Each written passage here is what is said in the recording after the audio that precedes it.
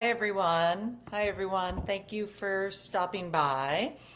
I wanted to follow up. Many of you have messaged me about two major bank collapses in this last few days and wanting me to explain what had happened. And so we're going to do a quick teach-in on Silvergate Bank and SVB. Those are the two banks that went under this week, and there's a lot happening, and there will be a lot to unfold in the coming weeks. We'll do a follow-up as things unfold. But just to give everyone an overview, and tomorrow night is the Oscars, so a lot of you said you didn't want to do it tomorrow night. So it will be on my page, and I'll download this to YouTube as well for you to share. So first off, the banking system. The banking system is okay. Do not fret. But one thing that you should realize is there's something called the FDIC. It will insure deposits, but only up to $250,000. So is this a problem with the banking system at large? No.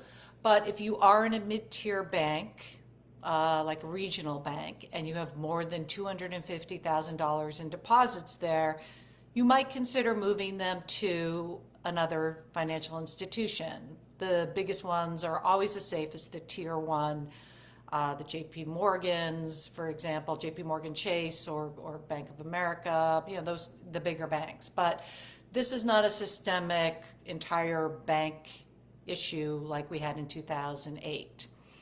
What usually precipitates these kind of bank shutdowns is a particular thing that happens. In 2008, a lot of the bank failures were related to mortgage loans and crazy lending. In the late 1980s, when a lot of us were in the banking system, that became the first distressed debt market. What precipitated that was the LBO boom and making silly loans that should never have been made. In the case of the two banks that failed this week, SVB, which is Silicon Valley Bank, and Silvergate, it was specific to the sectors that they concentrated in that really was the cause. There were other factors that came that sort of played out, and I'll go through them, but it was because of their focus. It's not a problem with the banking system at large. Let's start out with Silvergate Capital, because that's the first bank that went defunct. Those of you who follow finance closely, and if you don't, Silvergate was closely tied to the crypto market.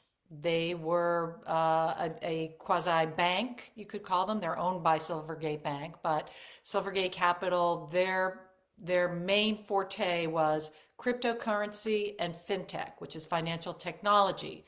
These are both parts of the venture capital marketplace.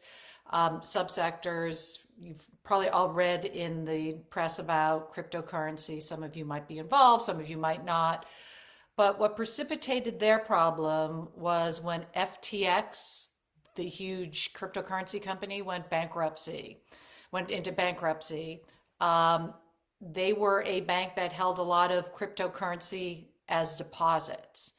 And in January of this year, when the value of crypto fell and the value of those deposits fell, Silvergate Bank, in order to stay afloat, had to sell over 8 billion of what you would call good assets in order to offset the shrink in cryptocurrency.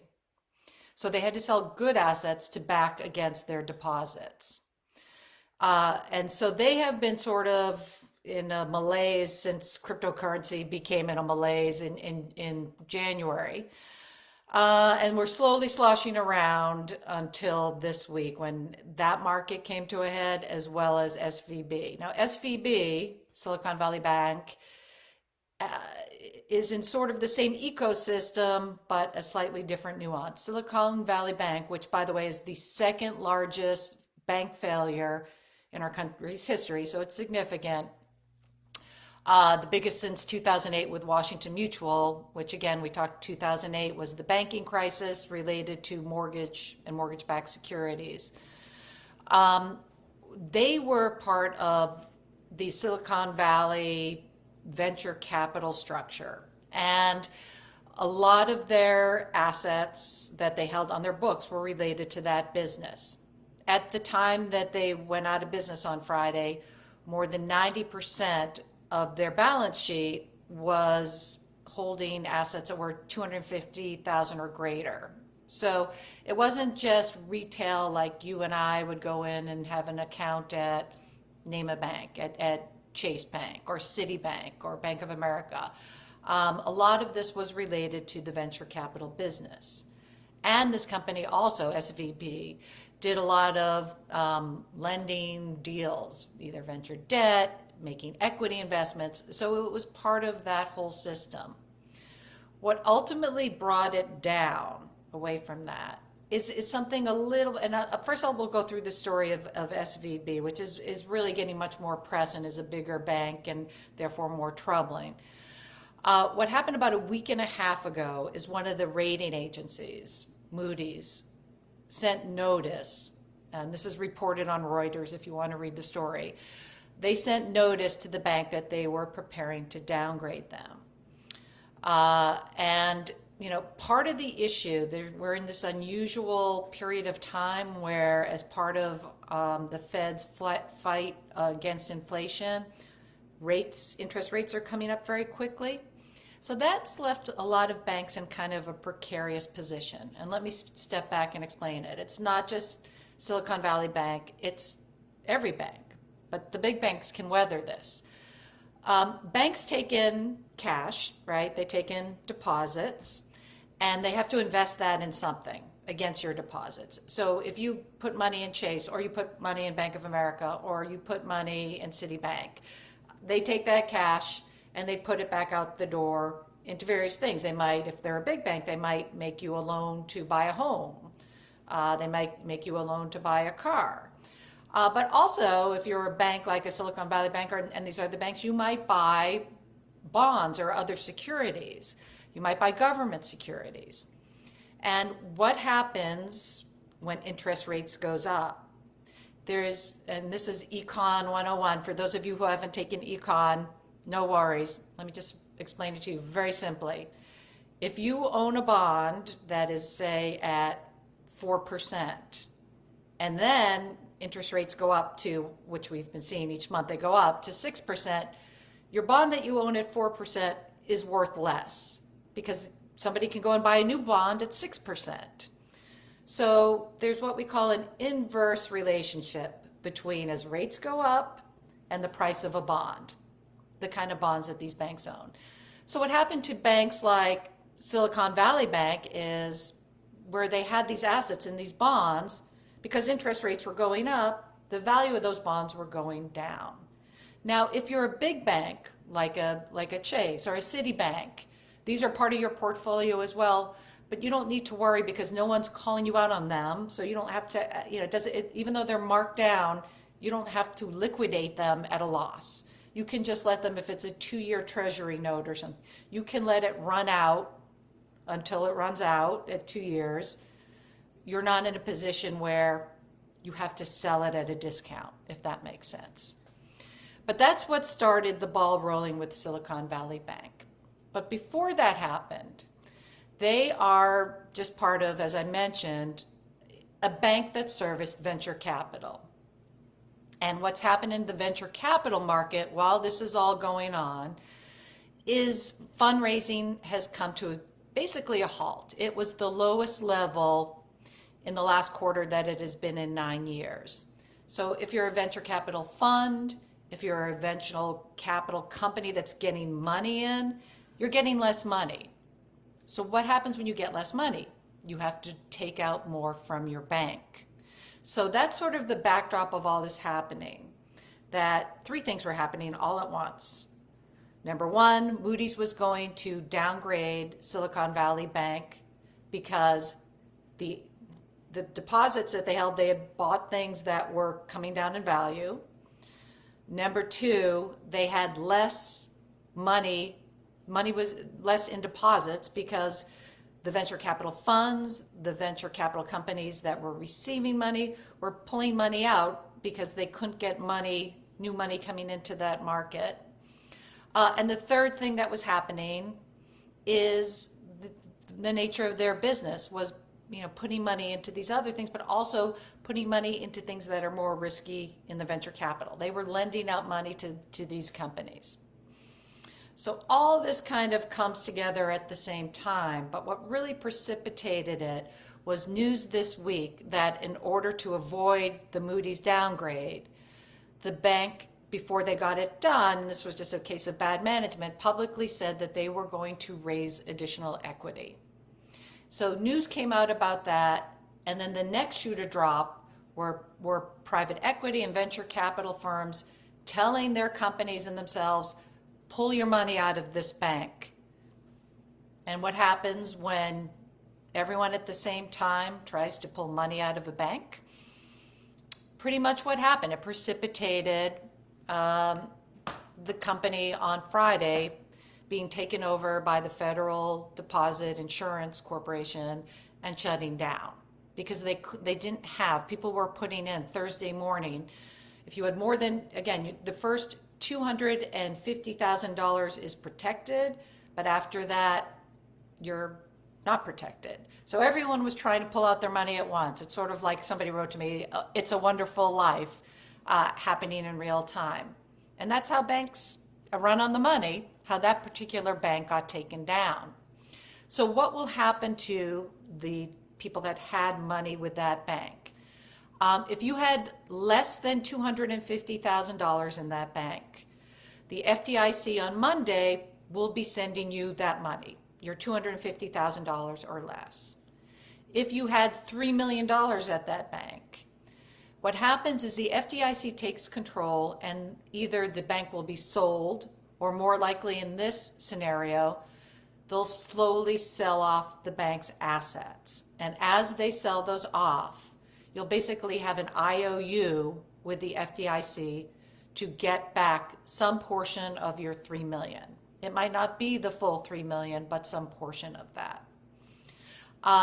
So what does that mean beyond Silicon Valley Bank and Silvergate Capital? Well, we're going to see, and we'll probably revisit this in a week, but there will be reverberations. For example, also in the family of cryptocurrency, stablecoin, which was supposed to be a stable coin, is no longer a stable coin because stablecoin had purportedly, I don't remember the exact amount, but millions, if not billions, at SVB, at Silicon Valley Bank. So all of that money, for now, other than $250,000, is either frozen or potentially gone. So stablecoin traded from, supposed to be the equivalent of a money market at $1 a share, 100% on the dollar, traded down to 87 on Friday. If you were a venture capital, getting venture capital money from venture capital funds, and they had done a capital call and the money was sitting in SVB waiting to pay it out, that money's not coming. If you're a company, a venture capital company that had funds and you needed to do your paychecks for your employees this week, that money's not there either. So you can start to see all the sort of waves. What ends up happening when these banks go down, it's not just limited to the bank itself. And that's why we're going to revisit this in a week. It starts to be waves. Just think about it from a practical standpoint. You're a startup company in Silicon Valley and you had $1 million in Silicon Valley Bank and you have to do a payroll this coming Wednesday. Now you don't have that money. If you were a venture capital fund and you had just done a capital call for all your investors to say, we're calling in money to invest in the venture capital fund, invest our money into these companies. All that money that was called in to go out and invest is gone for now.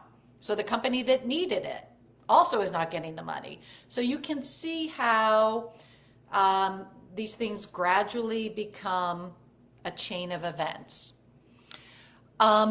So that's just related to this particular bank. Now, what happens next? What if you're in a regional bank like a Key Corp or one of the other banks that has seen their stock kind of get walloped? I don't believe this contagion is going to impact them. The only thing that is going to impact them is the same thing that we talked about up front with this sort of mismatch, right? If you need liquidity and interest rates keep going up and you got in deposits and you bought a government bond, U.S. Treasury bond, like a 2-year bond that just started a number, paid 4%, but now Treasury bonds pay out 6%. Your bond that you own on your balance sheet that pays 4% is no longer valued at 100 cents on the dollar. Just because interest rates have gone up and you can get a better deal, it's now, say, valued at 98 cents on the dollar. So you only, again, have to take that hit as opposed to letting it just run out for its 2 years if you need that money right away, which the big banks don't. They can just let it go for the 2 years. They get their money back. But if you're a middle to small bank and you need that money because people are withdrawing capital, then you could be, that could be problematic. So again, these two particular banks going under are very specific to one cryptocurrency. And I do think you're going to see other elements of that cryptocurrency itself traded down, but also stablecoin, all the sort of ecosystem of these fintech, financial technology companies are going to be impacted. And SVP, which is very specific to venture capital, and that ecosystem will also be impacted. But we'll check back in a week and we'll know a lot more about what caused it and what, if any, other banks will be impacted. So with that, I want to just, if you want to take questions, you can write them as a comment and we'll take it from there. Any possibility they loaned Musk money and lost big time? I don't know if SVP was a lender. I don't know if they're a direct lender to Musk Twitter, but I do know, for example, if you read the press, Sequoia, which is a big lender to Musk Twitter, had a lot of money at this bank, as did most venture capital funds, or many venture capital funds. So again, if you have a $4 million deposit, only 250,000 of that is for sure good. Ultimately, a lot of that will come back, but we don't know how much, that will be over time. But you will find people in that ecosystem who own Tesla in various ways, and their equity tranche could be impacted. But I think for now, that's probably the least of his worries. What about the story of the head of bank selling his personal shares off prior to FTX fail? That one I don't know, but with cryptocurrency and that failure, that was what precipitated the first bank, Silvergate. Ultimately, it went out of business this week. Again, it was just because you had all these people depositing cryptocurrency, and all of a sudden cryptocurrency, and you have to start selling what you can sell in order to create liquidity. You are listing the fossil fuel funding banks as being the safest. Yeah, listen, there is nothing perfect. What I'm listing is not fossil fuel banks. I'm listing tier 1 banks because they're the largest and they get the most scrutiny from the bank regulators. You already see articles in the major press that are very critical, and rightfully so, of bank regulators, of why this should never have happened. In concept, after all these bank failures in 2008, the regulations that were put in place and the regulators that go knock on the doors and look at the banks every quarter should have spotted this. So when there's concerns, what I'm telling people is the tier 1s are the safest. Whatever your philosophy is, ESG and whatever about where you put your money, if you have more than $250,000 in the bank, which is not most people, not many people leave that much cash in the bank, but if you are one of those people, the safest place is a bigger bank right now. The lighting in your kitchen is great. Thank you. Was cryptocurrency a major or minor factor? In Silvergate, it was the major factor. Their first run on Silvergate happened in January, early January, and it was related to what was happening in the cryptocurrency ecosystem. Silicon Valley Bank is a step removed from that. they might have had some investment in companies that played in cryptocurrency, but they're not as direct.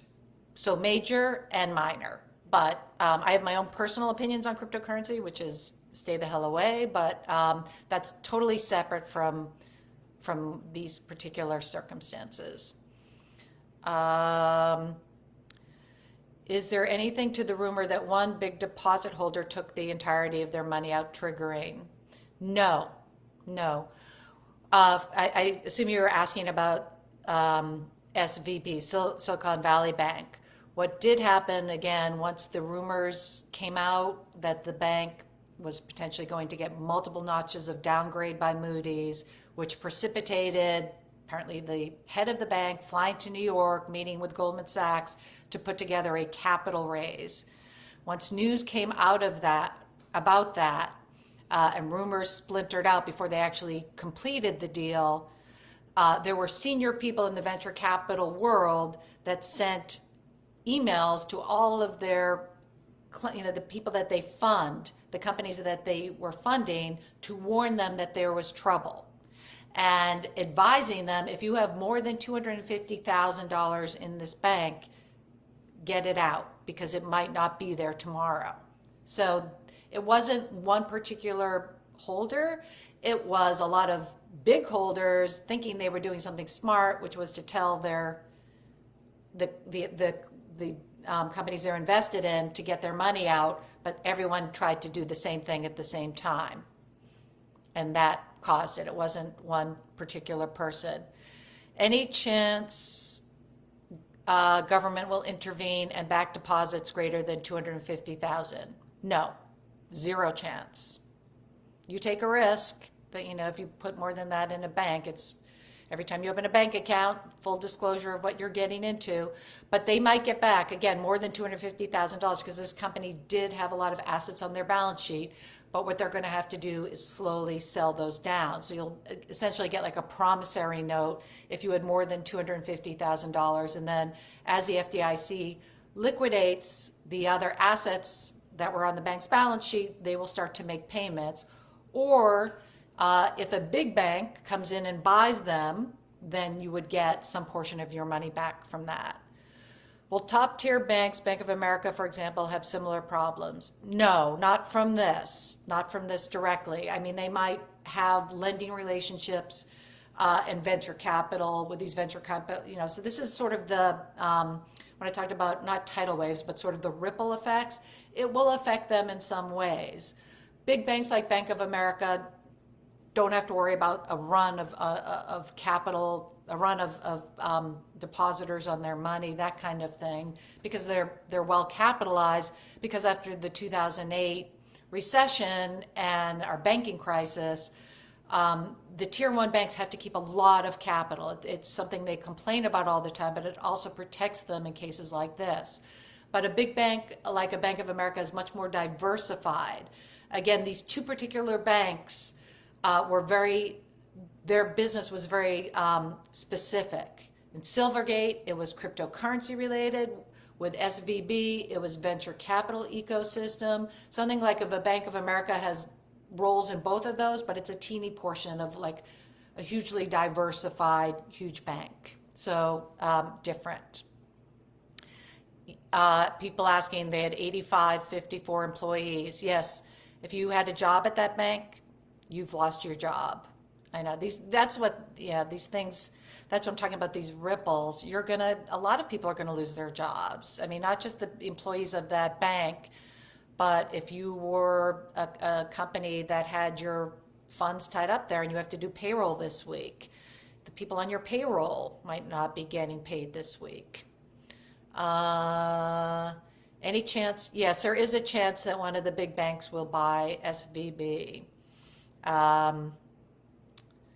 Yeah, let's see. Question. I am not sure if I'm asking correctly, but did the rate hikes have an effect? Yes. Okay, so I've tried to explain this, but it's probably, I'm going to try one more time to explain the way that the rate increases, because this does impact all of the banks, and this played a role with SVB and why they were about to get downgraded. So I walk in and I give my deposit at SVB. What do they do with the money? Okay, so they can either put it out as loans for venture capital funds or venture capital companies, or they can park it in what's considered safer companies like cash, safer securities like cash, which might be a short-term treasury bond. So say they buy a treasury bond, right? The US government backs it, and it's a 2-year treasury bond. And say they bought that in November. I'm just going to make up numbers here. These are not precise actual numbers. But in November, that treasury bond, that is a 2-year treasury bond, might have paid a 4% interest rate. Just make up a number. But what's happened since? The Federal Reserve keeps raising rates. So now if we were to issue a treasury bond, say now the rate would be 6%. So the bank that owns that treasury bond from November that pays 4% has to actually mark down the value of that, okay? In other words, when interest rates go up, the price of things that are priced less go down. So the note that SVB owned from November at 4% that's sitting on their balance sheet is no longer worth 100 cents on the dollar. Why? Because if I went out today and wanted to buy the same 2-year treasury bond, I could get paid 6%. So again, interest rates and price move in the exact opposite direction. So what happens if you're a bank that has a lot of cash parked in these 2-year treasury notes? If you're a big bank like a JP Morgan or a Citibank or Bank of America, you can just leave them on your balance sheet, even though they're trading below par, they're worth less than par, until they mature. And you're going to get back your 100 cents on the dollar. But if you're a bank that needs the money now, because of some of the things we've discussed in the case of this bank, then you have to sell it right away to get that money back. And that means you don't get back 100 cents on the dollar. You get 98 cents on the dollar, or 96 cents on the dollar, 99. But it's a loss, even though Treasury securities are safe. And the other dynamic that we talked about in the beginning for this particular bank, because of something specific to venture capital, which is that market had its heyday in 2021. There was so much money pouring in. SVB Bank, Silicon Valley Bank, basically doubled their assets because so much money was pouring in. But then as 2022 started and less money came in, all that money, they can't raise new money, so they have to pull their money out of the bank. Sort of like you. If you lost your job for a year and you needed money, you would go to you still need to pull your money out of your bank. And that's what was happening with that bank as sort of a backdrop. So it was like a whole bunch of things at once, but it was very specific to that market. Sorry, let me look at some of the new. Can you see if Amy addresses your comments? Which comment? I can't listen anymore. You are sending people to the worst banks on the planet. Okay. Okay. Yes. I'm just telling people if they have more than $250,000 that the safest place where we are right now are tier 1 banks. I'm just explaining the banking system. This is not making a judgment on where you should put your money. If you want to put $300,000 in other banks, go be it. So be it. I'm not making a judgment. I'm just explaining to people what happened in this market. Let's see. It was a perfect storm. And just like 2008, that's what these things end up being. Okay. Does anybody else have any questions? What we'll do, because I kind of did this impromptu, if there's something that I didn't answer for you, you can leave it as a comment, and I'm going to have this up on my page, and I will type an answer if you're watching this later. Are we expecting a domino effect with other banks? I do not believe so. I do not believe so because, again, both of these banks are very specific to the industries they finance, and that was just something related to them. If you have over 250 in a community bank, should I move some to a new bank? Um, yeah, I mean, and it doesn't have to be one of the tier one banks, but um, if you have more than $250,000, and this is different than if you have it in like a Fidelity or a T. Rowe Price. Those are not commercial banks. Those are not FDIC insured. You're in their funds, which can go up or go down, but it's a different dynamic. Those are mutual fund companies. If you have more than $250,000 in like a checking and savings account at a commercial bank, it's something to consider for now. I do not believe there's going to be a tidal wave that's going to blow over the way it was in 2008 when all of these banks, many of whom are no longer with us, had made really stupid lending decisions in the mortgage-backed security market, and it became, the waves took them all down. This is a completely different specific thing to these people, so most likely you're going to be okay. But I'm just telling you what the risks are. Thank you for making my clean my kitchen. Okay, everyone. Oh, quickly explain what a bond is. Okay. Well, yeah, we're going through this in our local government as well. So a bond is kind of like a loan. That's the best way to think of a bond. Instead of, okay, so there are a lot of different kind of bonds. The safest kind of bonds that a lot of the banks park their money in are treasury bonds, because those are backed by our US government and we've never defaulted and we have a AAA rating. That's considered a bond, treasury bond. There are also municipal bonds, which are issued by government, local governments, municipalities, in your village, in your town, in your county. Those are also relatively safe, but again, they get ratings, just like AAA rating for our government, municipalities get ratings. Then there are corporate bonds, which are when the banks lend money to banks or mutual funds or others lend money to corporations. They're all basically like a loan. A treasury bond is people making a loan to our government. Municipal bonds are like people making a loan to a village or a town or a county. Corporate bonds are making a loan to essentially a corporation. So there are all different kinds of bonds, but they are things that the banks do. When I say loans, like some of them, bonds, when they have your money, what do they do with it to put it out in the system? That's a whole multiplier effect that makes our economy grow. They lend it back out.